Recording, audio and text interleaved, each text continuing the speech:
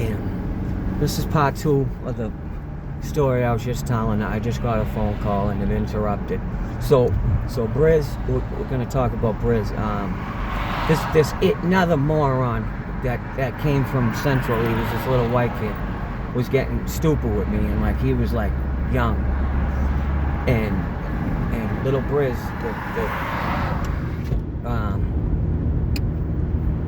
the G that he is, he just said, you ain't gonna talk shit to my fucking big bro. And we used to have to march in single file in challenge, and he made sure he was right ahead of him in line, and he hit him with like the people's elbow, right? Smash, right? Just turned around and just hit him with everything he had, which at that time, right, Brizz was very skinny, but he threw every ounce he had into that elbow, and he fucking smashed this fucking kid for me, right? And I don't forget that. Like Brizz, even though like he was a vicious wigger, like we tried to straighten him out, put him on the right path. Like he really didn't have. He had family, but like they really weren't able to do much for him. So my family was, they're not rich, but they took care of me at that time. So I did everything I could for Brizz. When I got food dropped off and had money for the vending machines, and really took care of Brizz and did what I could for him. So fast forward all these years later,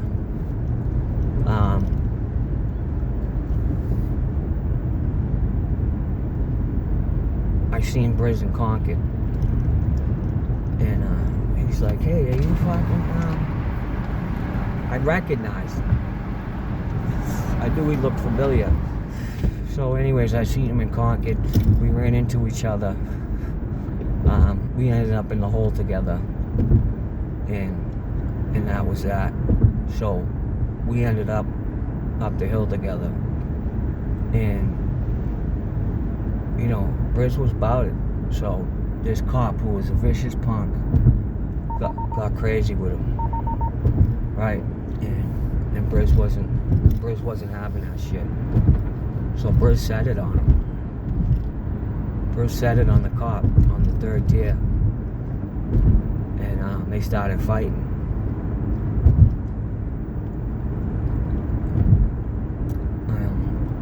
I'm sorry, I'm a little preoccupied. I just got a text that was kind of aggravating. I don't understand. I just don't understand women. I'm trying to do these videos, and just sometimes she just don't care. Like, she does her videos, but anyways, Brizz set it on the cop, and the cop was kind of heavy, strong. So Brizz is on the 3rd tier, and Coleman McDonough knew that Brizz was my buddy, right? So he told me, he said, yo, John, Brizz is fighting with Kelly.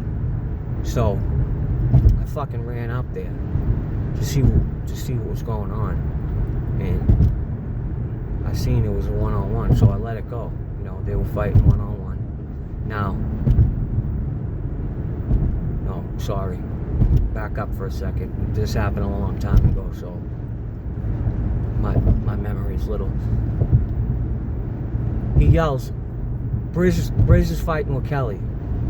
Brizz is getting a fight with the cop. So I fucking, I hear the commotion, right? I start to run up. I hear the commotion. I look up, and Brizz is hanging off the tier. Brizz is hanging off the tier. The cop's trying to throw him off the tier.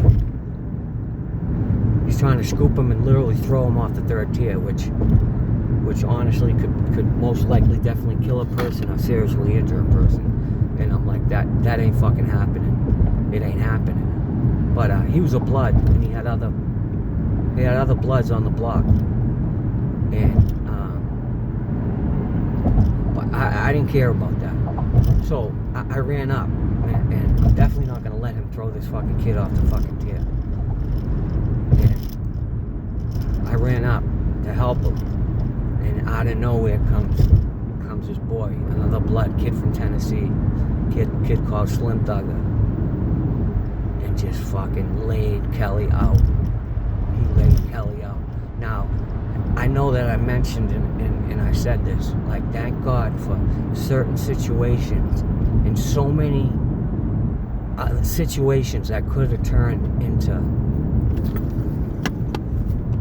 other situations for me that could have got really fucking ugly, and that was one of them, right? Because there was nothing that was going to keep me from saving that kid, but the kid, Slim, Mr. Thugger, was a lot faster than me and beat me to it, and he laid the cop out. He knocked him out, and at that point it wasn't my beef. There was no reason for me.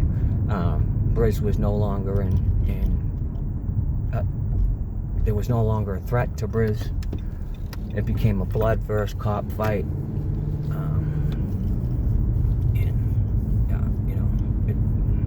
Politics, and anybody who knows and was there and knows prison politics, it obviously at that point there was no reason for me to step in. But that was what. So I mentioned Brizz was on the tier. I just wanted to get into that. So that's when I say stories can turn into other stories. So I'm on that tier.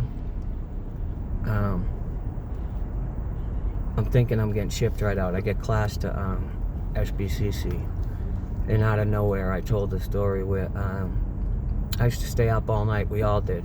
I would stay up all night and talk. They had these bat phones. You can open the window, which it really so you can get air, but it was like a screen. You could see outside, but it wasn't like a window. Like you think you're in prison, so you can talk out of it, and it wouldn't really bother anyone else if they had their window shut.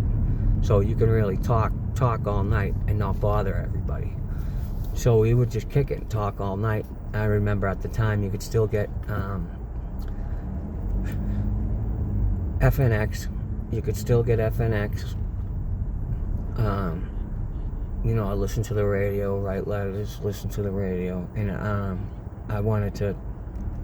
I thought I was leaving soon, so I wanted to switch my sleeping pattern up to where I would be up all day and sleep at night like a normal person. So I took a bunch of sleeping pills, and that night, out of nowhere,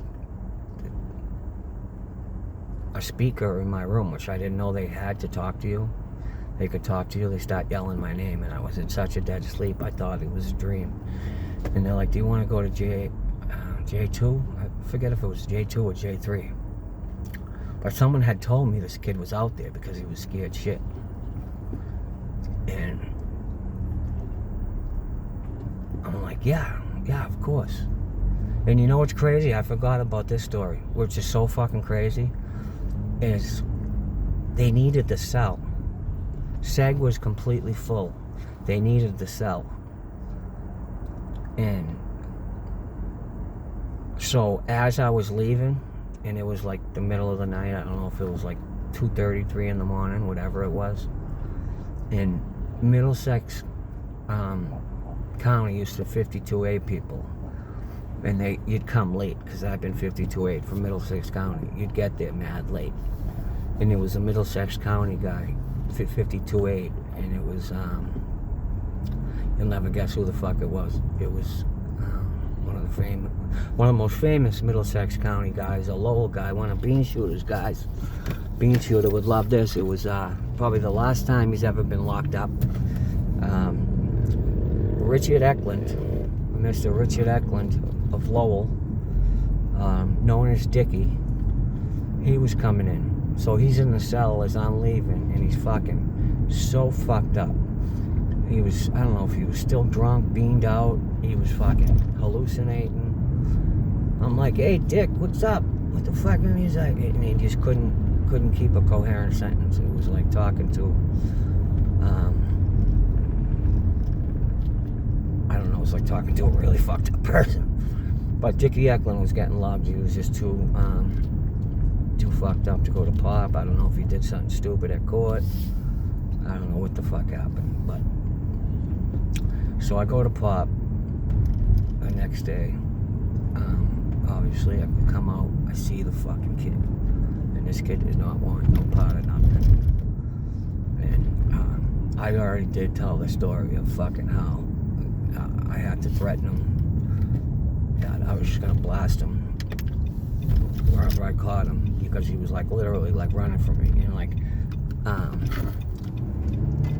going to chow from the J's is such a long walk. Like you can like do that, and like I wasn't gonna chase him. I was just gonna wait like till I seen him on the block or whatever. I'm like, you're going in the cell with me, you're fighting me. And finally dudes had to like, he had already known dudes on the block, and I didn't know who these dudes were, but these dudes knew who I was. And I'm like, listen, you better tell him he's fighting me one way or another. I don't give a fuck. Like, I already told this dude, stay away from Lorraine. And he just wouldn't. Like, he just doesn't understand. He's so afraid of me, but yet, when I'm not around, he'll do exactly what I told him not to do. And then we'll go through this over and over. And throughout our lives, right, we've gone through this about 4 or 5 times, where I beat him up, and I beat him up this time in the cell. And then I wasn't a fucking bully to him afterwards. I ended up being decent to him, talking to him, being alright with him, right? I fucked him up in the cell, and I could have fucking really hurt him. I could have really hurt him, and he knows that, and he'll tell anybody that. He said it, and I stopped, and we were cool, right? I ended up getting lugged for knocking the Skinner out in Thunder Alley. And for the guys that were in Concord with me that year, to 2006, 2007, will tell you that was an all-time fucking knockout. That dude got hit so hard. He had a Pepsi bottle in his hand, and I guess when I hit him in the concrete in Thunder Alley, and he landed in the grass in the J's, and they were trying to, I don't know. The cop told me they were trying to get the Pepsi bottle out of his hand, and it was vice gripped in his hands. You ever see like in a well, more like you see it more in a football game when someone gets knocked out and their hands go fucking tight like that. That's what happened, and he just fucking vice gripped, and it took a long time, over 15 minutes for him to wake up, because they take you go to HSU after you get logged in any joint, and they seg clear you. Mental health does. And I had to go in HSU and get seg cleared. And when I came out, there was an ambulance. They had to bring an ambulance to fucking take him out, because he was still knocked out. And he had to obviously go to an outside hospital. And the cops are like, you honestly better. And I was laughing when I seen it. I couldn't help but laugh, because he was such a fucking Skinner. He was such a fresh brick. He deserved it so much. And I laughed when I seen it. And they're like, you're laughing, but you better fucking hope he wakes up. That dude still is not awake. And you better hope he wakes up. And eventually he woke up. And I remember coming back to Concord, right, and there was a cop that worked there. He was an imp, but he was cool. His name was Graves. He was a black dude. And he's like, dude, I'll never forget that. I'll never forget that day. That Skinner you knocked out, and how fucking hard you hit him, and how long he was out for. And how lucky you are that you didn't get charged. I don't know how you didn't get charged for that, for the damage you did to that dude's face. You know? And I didn't get charged. That was another one I could have got charged for, and I didn't pick up a case. And I have picked up cases in the joint, and I've just been lucky that nothing was ever that serious, because there's been so many instances where it's almost been with cops, with staff assaults, that really escalated very, very fast, and somehow were de-escalated. I remember I'll get into one, because I had a story in mind. I was going to talk about Jerry, and in this story, not one particular story, but everything that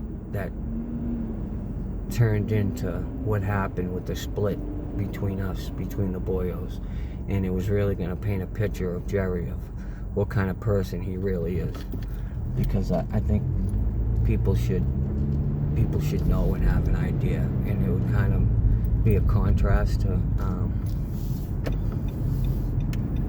Maddie's